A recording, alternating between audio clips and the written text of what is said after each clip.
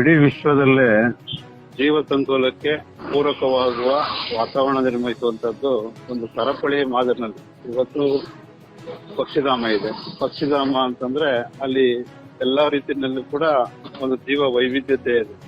ಜೀವ ವೈವಿಧ್ಯತೆಗೆ ಪೂರಕವಾದಂತಹ ಅವಕಾಶಗಳಿದೆ. ಇವತ್ತು ದೇಶ ವಿದೇಶಗಳಿಂದ ಬರ್ತಕ್ಕಂಥ ಅಪರೂಪದ ಸಸ್ಯಗಳು ಪಕ್ಷಿಗಳು ಇವತ್ತು ಅಲ್ಲಿ ಬಂದು ಇಕ್ಕಿ ಅಲ್ಲಿನ ಮೀನುಗಳು ಕೂಡ ಆಹಾರ ಆಗಿ ಸಾಕಷ್ಟು ಉತ್ತಮವಾದಂತಹ ವಾತಾವರಣ ನಿರ್ಮಾಣ ಮಾಡ್ತಾ ಇದೆ. ಇವತ್ತು ಅಂತ ಜೀವ ಜಗತ್ತನ್ನ ನಾಶ ಮಾಡ್ತಕ್ಕಂಥ ಹೆದ್ದಾರಿ ಅಭಿವೃದ್ಧಿ ಹೆಸರಿನಲ್ಲಿ ಹೆದ್ದಾರಿ ಬರ್ತಾ ಇದೆ. ಹೆದ್ದಾರಿ ಹೋಗುವಂತ ಸಂದರ್ಭದಲ್ಲಿ ಅಲ್ಲಿ ಶಬ್ದ ಮಾಲಿನ್ಯ ಕೂಡ ಆಗ್ತದೆ, ವಾಯು ಮಾಲಿನ್ಯ ಕೂಡ ಆಗ್ತದೆ. ಏನೆಲ್ಲ ಅವಕ್ಕೆ ಡಿಸ್ಟರ್ಬ್ ಆಗ್ತದೆ, ಪಕ್ಷಿಗಳಿಗೆ, ಪಕ್ಷಿ ಸಂಕುಲಕ್ಕೆ ಡಿಸ್ಟರ್ಬ್ ಆಗುವಂತ ಅವಕಾಶಗಳನ್ನ ಕೇಂದ್ರ ಸರ್ಕಾರ ಈಗಾಗಲೇ ಅದಕ್ಕೆ ಅನುಮತಿಯನ್ನ ಕೊಟ್ಟಿರ್ತಕ್ಕಂಥದ್ದು ವಿಪರ್ಯಾಸ. ಒಂದು ತಜ್ಞತೆ ಇರಬೇಕು, ಅನ್ವೇಷಣಾ ಮನೋಭಾವ ಇರಬೇಕು ಕೇಂದ್ರ ಸರ್ಕಾರ ಮತ್ತು ರಾಜ್ಯ ಸರ್ಕಾರದಲ್ಲಿರ್ತಕ್ಕಂಥ ತಜ್ಞರಿಗೆ. ಅವೆಲ್ಲವನ್ನ ಹೊರತುಪಡಿಸಿ ಕೇವಲ ಅಭಿವೃದ್ಧಿ ಅಂತಕ್ಕಂಥ ಹೆಸರಿನಲ್ಲೇ ಈ ರೀತಿ ಮಾಡ್ತಾ ಇರತಕ್ಕಂಥದ್ದು ವಿಪರ್ಯಾಸ ಆಗಿದೆ.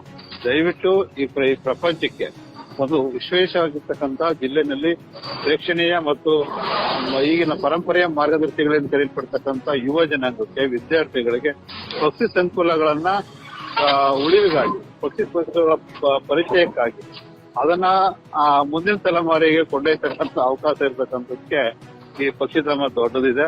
ದಯವಿಟ್ಟು ಪಕ್ಷಿಧಾಮದ ಉಳಿವಿಗೋಸ್ಕರ ಇವತ್ತೇನು ಶ್ರೀರಂಗಪಟ್ಟಣದ ರಂಗನಾಥ ಪಕ್ಷಿಧಾಮದ ಉಳಿವಿಗೋಸ್ಕರ ಪ್ರತಿಯೊಬ್ಬರು ಕೂಡ ಕೈ ಜೋಡಿಸಬೇಕಾಗಿದೆ. ಅಲ್ಲಿ ಎಲ್ಲವೂ ಕೂಡ ಜೀವ ವೈವಿಧ್ಯತೆ ಇದೆ. ಇವತ್ತು ಕೃಷ್ಣರಾಜ ಸಾಗರ ಅಣೆಕಟ್ಟೆಯಿಂದ ಹಾದು ಬರ್ತಕ್ಕಂತ ನೀರು ಅಲ್ಲಿಂದ ಗೆಂಟೆ ಹೊಸಳ್ಳಿ ಮಹದೇವಪುರ ಗಂಟ ಅಲ್ಲಿ ಪಕ್ಷಿಧಾಮ ಗಂಟು ಕೂಡ ಒಂದಲ್ಲ ಒಂದು ವಿಧದಲ್ಲಿ ಸರಪಳಿ ಆಕಾರದಲ್ಲಿರ್ತಕ್ಕಂಥ ಒಂದು ಜೀವ ಜಗತ್ತು.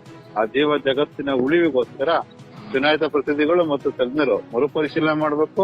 ಅಲ್ಲಿ ಏನು ಹೆದ್ದಾರಿ ಹೋಗ್ತದೆ, ಹೆದ್ದಾರಿ ಅಲ್ಲಿಂದ ಪಕ್ಷಿಧಾಮದ 5 ಕಿಲೋಮೀಟರ್ ಅಂತರದಲ್ಲಿ ಹೆದ್ದಾರಿ ಮಾಡ್ಕೊಂಡು ಹೋದ್ರೆ ತುಂಬಾ ಅನುಕೂಲ ಆಗ್ತದೆ. ಪಕ್ಷಿಧಾಮದಿಂದ ದೂರ 5 ಕಿಲೋಮೀಟರ್ ಅಂತರದಲ್ಲಿ ಅದು ಮಾಡಿದ್ರೆ ತುಂಬಾ ಉಪಯೋಗ ಆಗ್ತದೆ ಅನ್ನೋ ಅಂತಕ್ಕಂಥದ್ದು ನನ್ನ ವೈಯಕ್ತಿಕ ಅಭಿಪ್ರಾಯ.